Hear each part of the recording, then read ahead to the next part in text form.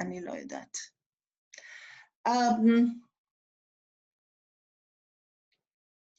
אני פעם קראתי ספר ששלחו לי על חינוך. טוב, זה היה קצת מאוחר, היה לי כבר מעל 10 ילדים, אבל בכל זאת קראתי, כי שמעתי שזה היה להיט מאוד גדול באמריקה, וכמה שלוחים הביאו את הסופרת להרצות, היא הביאה המון אנשים להרצאה, השם שלה הביא המון אנשים, ומאוד מאוד כאב לי, אני אשתף אתכם, אני אשתף את באנשים, בהרגשות שלי, אבל בכל זאת אני אשתף אתכם, מה הפריע לי בספר בשביל אנשים כמונו, אנשים שומרי מצוות. אז זאת אישה שגילתה, אני חושבת, את היהדות, והתחילה לדבר על יהדותה, והגיעה עד בעצם אני חושבת שהיא הייתה רפורמית או משהו כזה, לא ממש שומרת מצוות, אבל התחילה להתעניין ולהכיר את הדרך חינוך של היהודים, בוא נגיד ככה. לא יודעת אם חזר בתקופה, אולי טעיתי בזה, אבל התחילה להכיר את דרך החינוך של היהודים.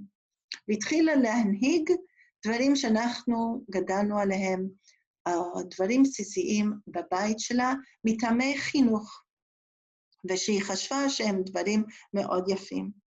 ואחד הדברים שהיא כתבה שם בספר, שהיא לא לימדה את הילדים דיני כשרות. למה? היא אמרה, יש יותר מדי rules, חוקים והדרכה שאנחנו צריכים להעביר לילדים בקשר לאוכל. לא לאכול עם פה מלא, לאכול עם סכין, לא לשתות ולדבר, כל מיני דברים שאנחנו רוצים שהילד ינגב את הפה עם הפית, איפה שמים את הסכין, ואיפה שמים את המזלג, ואיפה הכפית, ולא לעשות רעש כשמדברים, כשאוכלים. יש כל כך הרבה דברים ללמד את הילדים שקשורים לאוכל. להוסיף להם גם לחכות 6 שעות, שעה, כשרות, הכשרים, כל מיני דברים, it's too much. אז זה היא לא לימדה. בשבת גם, ארוחת ערב בלילה, יום שישי, זה ייהרג ואל יעבור, ארוחה, וזה היא מאוד מקפידה עם הילדים, אפילו אם הם קבעו עם חברים, מוכרחים סעודה הזאת, אבל אחר כך הם משוחררים, אני לא הולכת לקפות הילדים וכו'. וכך, ומה שאני רציתי לכתוב לה, ולא כתבתי, וזה לפני הרבה זמן, שילד הוא הרבה יותר ממה שאת חושבת, יכול לקבל הרבה יותר. ילד שמלמדים אותו בגיל צעיר לאכול יפה, עם הפית, עם כפית, עם מזלג, ולא לדבר, ולא להשתולל כשהוא אוכל, עליו שזה באמת הזמן הכי כיף לשבת עם כל האחים ולהשתולל ולזרוק דברים ולצחוק וכו' ולשפוך דברים, אבל אם לאט לאט בין כל הכיפיות הזאת נותנים להם לאכול יפה, לחתוך חתיכות קטנות, גם אפשר לאט לאט להכניס, לחכות 6 שעות, לחכות שעה, לשאול מה ההכשר, ואם אנחנו כן אוכלים את זה או לא אוכלים את זה, כמו שילדים לא עלינו אלרגיים לדברים מסוימים, מהר מאוד לומדים מה מותר להם לאכול, מה אסור להם לאכול, זאת אומרת, אנחנו יכולים לתת לילדים הרבה יותר ממה שאנחנו חושבים, והחוקים והתורה לא מגבילה אותנו, להפך, המשמעת פותחת לנו הרבה אמונה שהילד יכול לקבל הרבה יותר ממה שאנחנו חושבים. זה שאנחנו לא נותנים משמעת, אנחנו בעצם מעבירים לילד, אתה חלש, אתה לא יכול. אני אעמוד לידך, אני אצלצל למנהלת, אני אצלצל למורה, וכולי, עד שהוא מגיע לגיל 18. ואז פתאום ילד יוצא או לצבא או לישיבה גדולה, והראש ישיבה לא רוצה לשמוע מהאימא שמצלצלת שהילד צריך קצת פחות שעות או אוכל יותר טוב, זה הישיבה, זה הצבא. אבל הילד כבר אין לו משמעת. הוא רגיל שאמא עושה אותו שמח בזה שהיא תמיד נותנת לו. עשינו טובה לילד? לא. ילד שיוצא לעבודה, והבוס אומר לו משהו, הוא לא יכול לצלצל לאמא ולבקש שהיא תצלצל לבוס. הוא צריך לצמוח, לעמוד ולקבל את הכלים, איך להתמודד. וזה מתחיל מהמשמעת אצלנו בבית.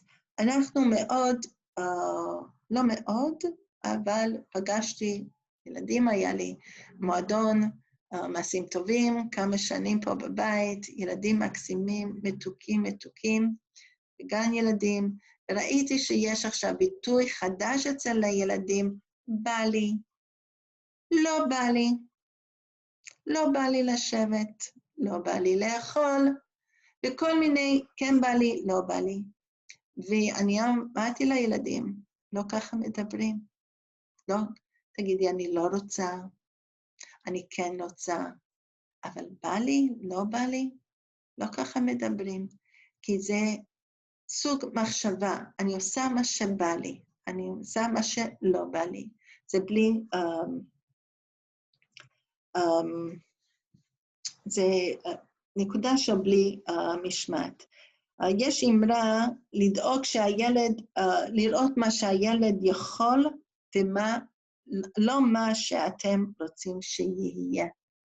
אני חושבת שלאמא יש חוש שישי לראות את עומק היכולת של הילד. אנחנו נותנים להם בסיס של משמעת, ורואים מה שילד יכול לעשות, הוא יצמח עוד יותר ממה שאנחנו יודעים שהוא יכול. הוא יפרח עוד יותר ויפתיע את כולנו, יפתיע את עצמו ויפתיע אותנו. ואחד הדרכים זה בצורה שאנחנו מעבירים לו. אז פה אני רוצה להעביר נקודה מאוד חשובה. אנחנו בעצם לומדים את זה מהרמב"ם.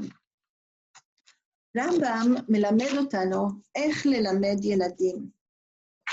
והוא אומר, שים בדעתך כי נער קטן הביאהו אל המלמד ללמדו תורה, וזהו הטוב הגדול לו, אלא שהוא למיעוט שנותיו וחושעת שכלו, אינו מבין מעלת אותו הטוב, ולפיכך בהכרח יצטרך המלמד שיזרז אותו על הלימוד בדברים שהם אהובים אצלו לקטנות שנותיו, ויאמר לו, קרא, ותן לך אגוזים או תאנים, ותן לך מעט דבש.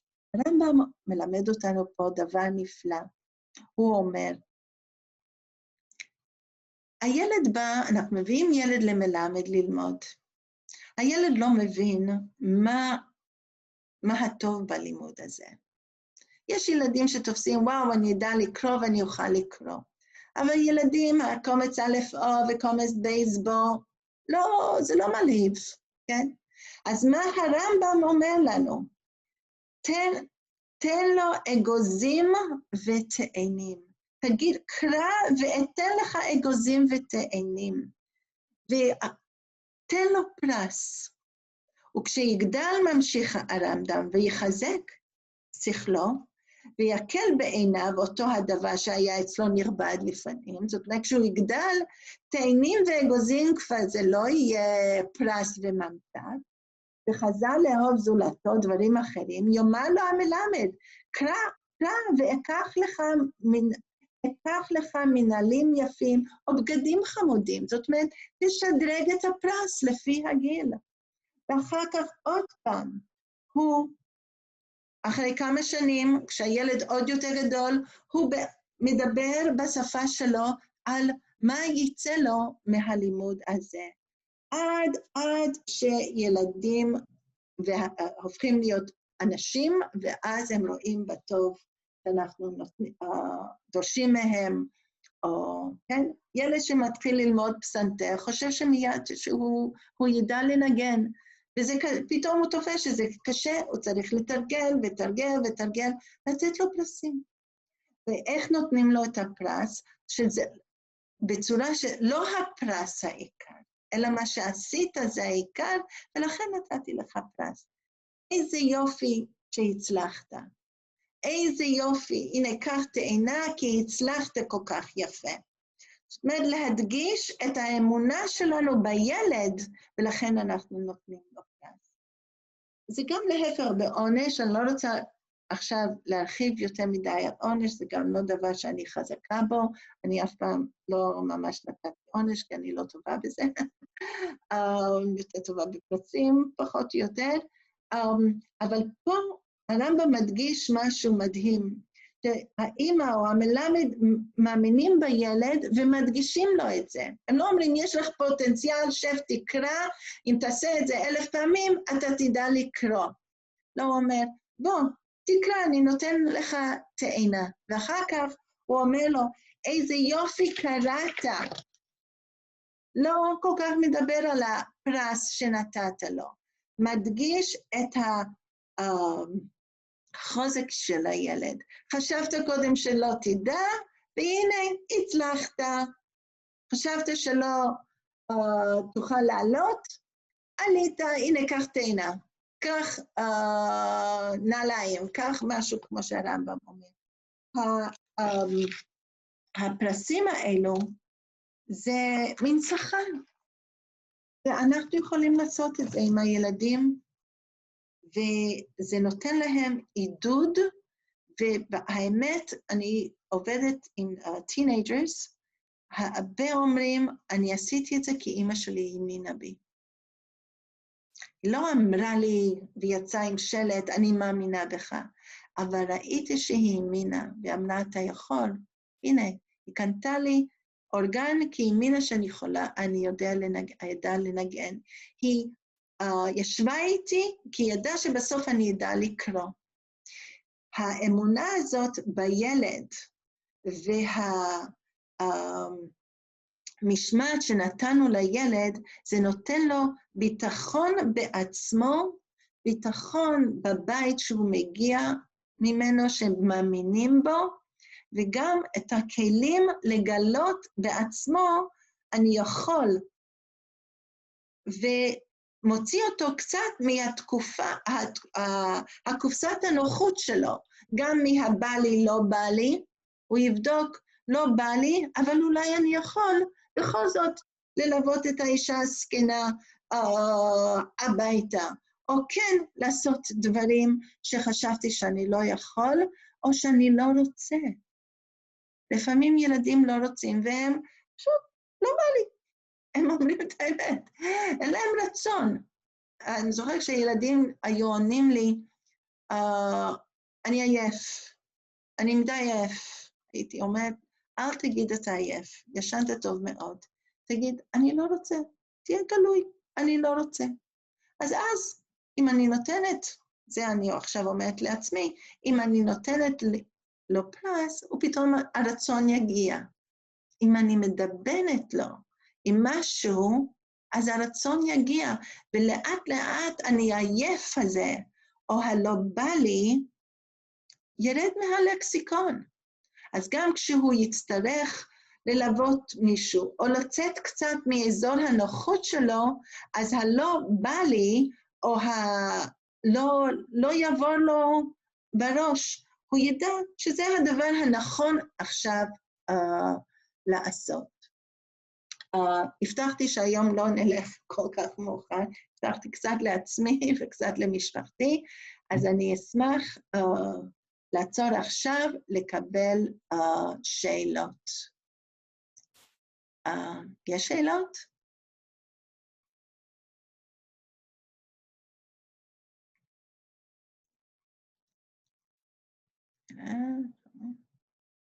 חוץ מההרצאה מוקלטת.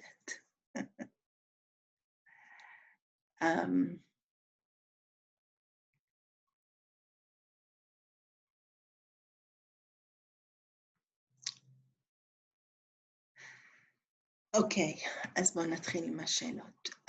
איך להגיב כשילד מתנגד? את יכולה רק להגיד בערך באיזה גיל הילד מתנגד, אבל עד שתגיבי, אוקיי, בערך בן 9, אוקיי. 6, 9 וכדומה. אפשר להגיד לילד, כן, אתה לא רוצה, אבל בוא תעשה את זה. בוא תעשה את זה. אתה צריך עזרה? אתה רוצה שאני אעזור לך? זאת אומרת, לפעמים לתת לילד בחירה על זמן, על מתי לעשות את זה, או אם הוא צריך מישהו יעזור לו, אבל אם את מאוד רוצה שהוא יעשה משהו והוא מתנגד, את צריכה לתת לו להבין, בזה אין לו בחירה. אני זוכרת, עם אחד הילדים התמודדתי עם שיעורי בית, הוא התנגד לעשות, אז המון זמן, כל פעם זה היה עם עידוד ושכר ופרס ופחות או יותר, וישבתי איתו כל יום, ואחרי תקופה אמרתי, אוקיי, עכשיו למדנו ששיעורי בית צריכים לעשות, אז בוא נחליט, כל יום אני אשאל אותך באיזה שעה אתה רוצה לעשות את זה, לפני ארוחת ערב, אחרי ארוחת ערב, או כשאתה מגיע שם מהחדר או אחרי, זאת אומרת, נתתי לו חופש בחירה במתי, אבל לא נתתי לו בחירה אם לעשות או לא לעשות. גם תלוי מה הדבר, ואם זה ילד בר שיחה, אפשר לשאול אותו למה אתה מתנגד,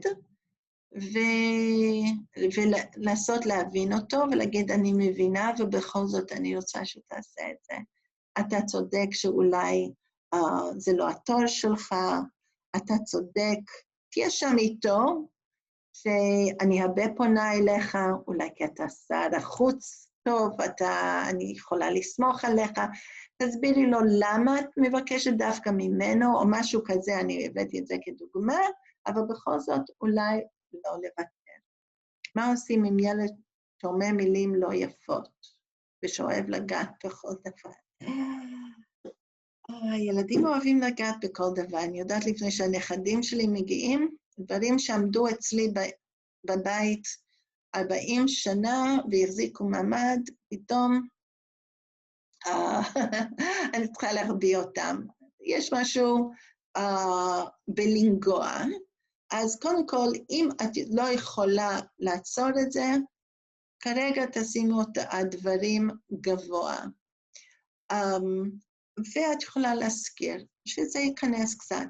לילד אל תיגע בדברים האלו, לא נוגעים. ילד שנוגע יותר מדי יכול לנגוע בדברים שלא שייכים לו. אפשר להגיד ולהראות לו דוגמה מעצמך, אתה רואה, אני לא נוגעת. אני לא נגעתי לך בתיק, אני לא נגעתי. זה בקשר לנגיעה. יכול להיות שיש ילד שצריך משהו ביד, לקנות לו, פעם היה הספינרס, או כל מיני דברים שיש עכשיו, אתה רוצה לנגוע, תשחק עם זה. אני רוצה להגיד משהו שאולי שכחתי להגיד. בדוגמה אישית ודרישה מהילדים, לפעמים אפשר לחבר את שני הדברים ביחד. זאת אומרת, אם אנחנו רואים שילד צריך חיזוק במידה מסוימת, תהיי דוגמה אישית לחיזוק של הדבר הזה. למשל, אם ילד סובל מכעס, הוא כעסן. אנחנו לא רוצים לסבול את זה, אבל צריכים לעזור לילד להתגבר על זה.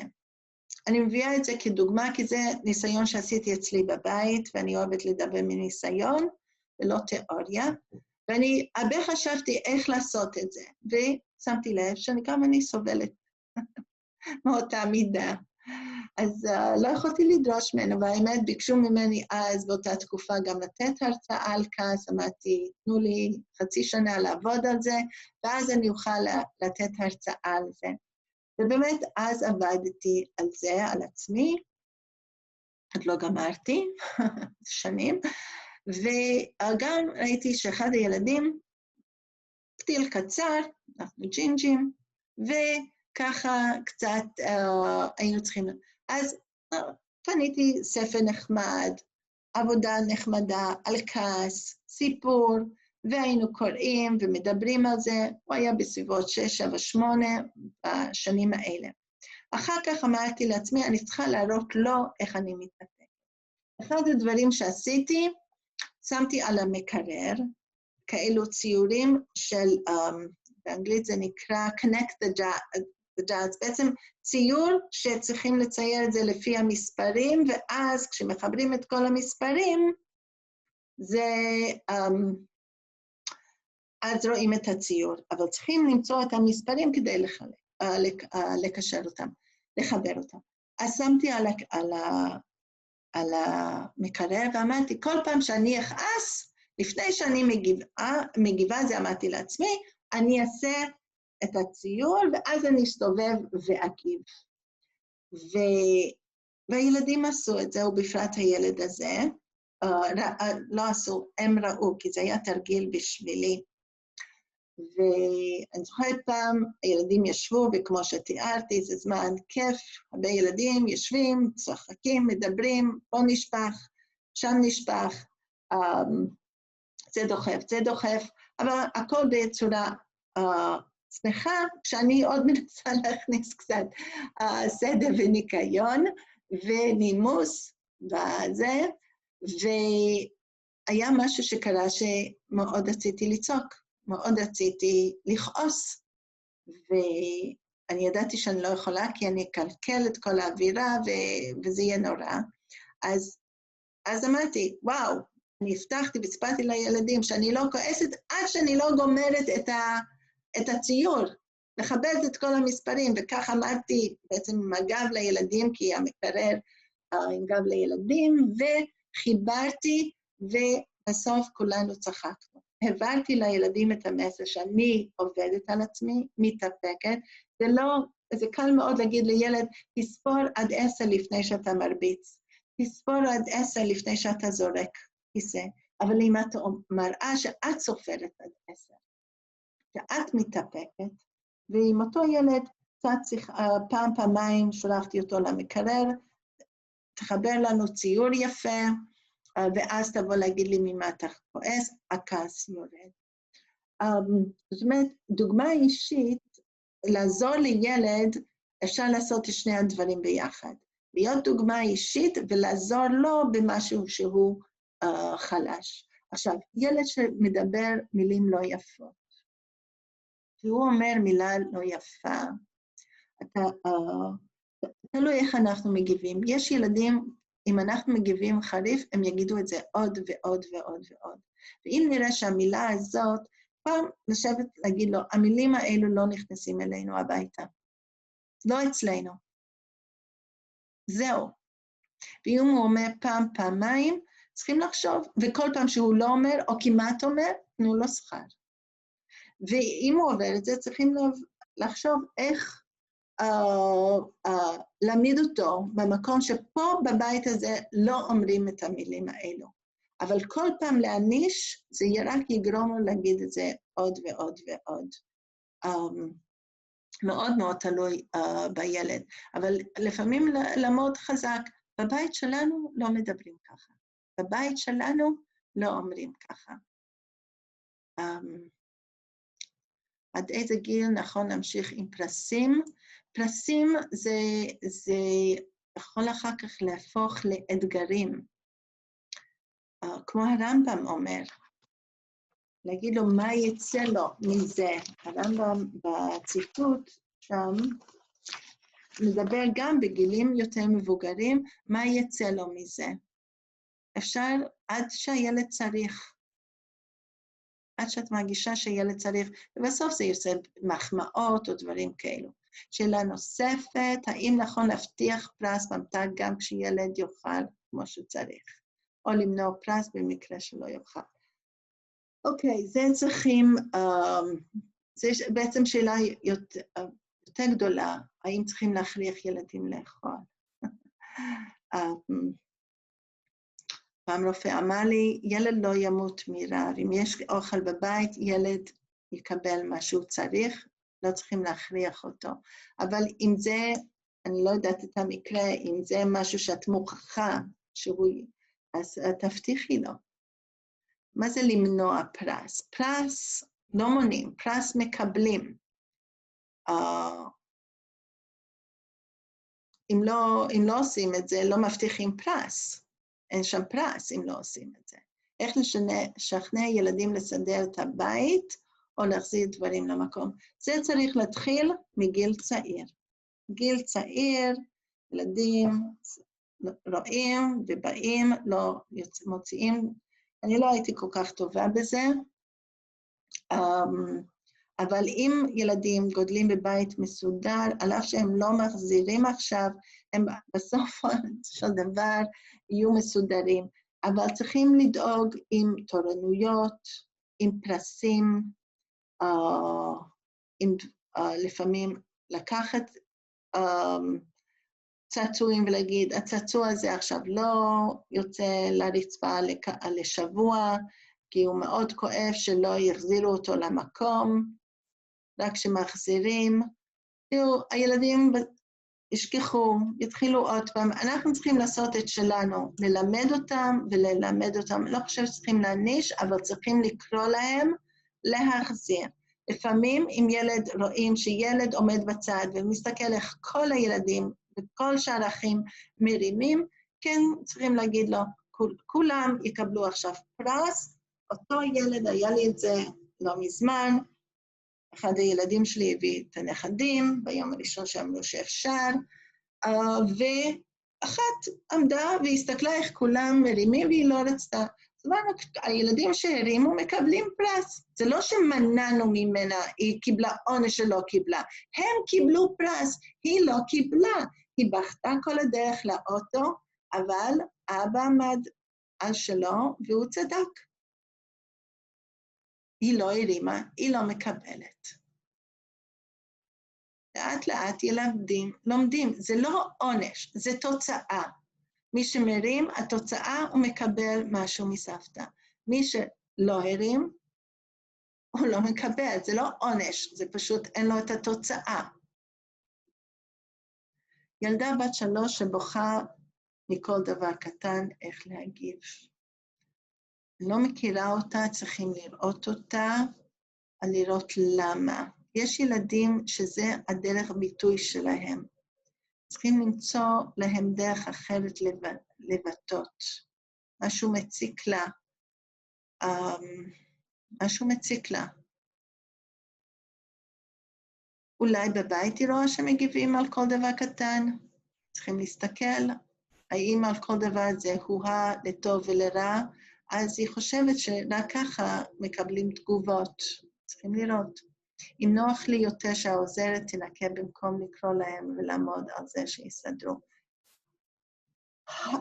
נכון, לכולנו יותר נוח שעוזרת תבוא ותנקה במקום לקרוא, ובאמת אנחנו צריכים לבחור את המלחמות, ולפעמים באמת, אם את מדי עייפה להילחם איתם, תעזבי אותם, אם את מעדיפה ללכת לישון רגועה, וילדים הולכים לישון רגועים, תשאירי את זה לעוזרת, אבל זו בחירה שלך, וזו בחירה לפעמים מאוד מאוד טובה. את צריכה לראות מה כרגע המלחמה שלי. אבל באותו זמן, לדעת שהילדים מקבלים את המסר שבעצם הם צריכים להרים דברים. להגיד, העוזרת בעצם באה לעזור לי, לא לעזור לכם. כשתהיו גדולים, אתם תיקחו עוזרת לתלות לכם את הבגדים ולסדר לכם את החדר. עכשיו בעצם העוזרת באה לעזור לי. אוקיי? אבל לפעמים תשתחררי, אל תריבי, תבחרי את המריבות. אז שאני אומרת, זה כללים, אבל הרבה פעמים עם ילדים תהיו גמישים ותוותרו, כי גם אנחנו חשובים. אנחנו בעצם הכי חשובים. אם אין לנו כוח כרגע, אל תריבי, אבל שזה לא יהיה הכלל. אוקיי? איך ניתן לקבל הקלטה של השיעור? אין לי מושג, אני לא אחראית לתוכנית.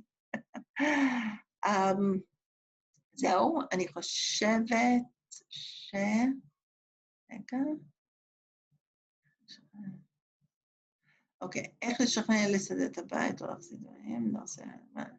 אוקיי, שאלה, האם נכון להבטיח אוקיי. אז אני חושבת שגמרנו את כל השאלות. רגע, לא. מה נכון להניש ואיך.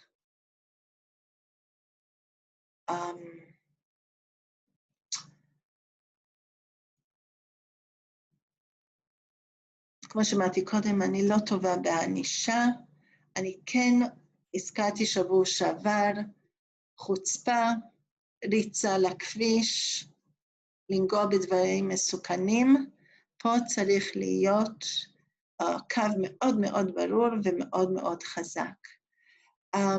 שבוע הבא נדבר קצת על הענשה יותר בהרחבה, ועוד כמה דברים בעזרת השם, להתראות בעוד שבוע בשעה 9 בעזרת השם, לילה טוב, ופסח שני שמח וכשר, כשר תמיד ושמח תמיד לכולם, ולילה טוב, ורק נלמד שאין ייאוש בעולם, כי פסח שני מלמד אותנו שתמיד יש לנו צ'אנס, שלא נרגיש שעשינו הרבה טעויות, תמיד נעשה טעויות, אנחנו רק בני אדם, ותמיד יש זמן לתקן. לילה טוב לכולם.